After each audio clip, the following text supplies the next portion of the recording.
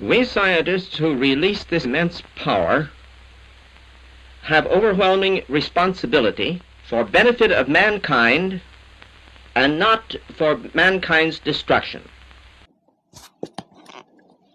You see, velocity is the speed with the direction of motion of an object.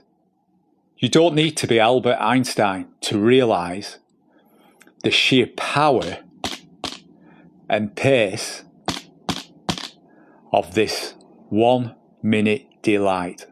Check this out.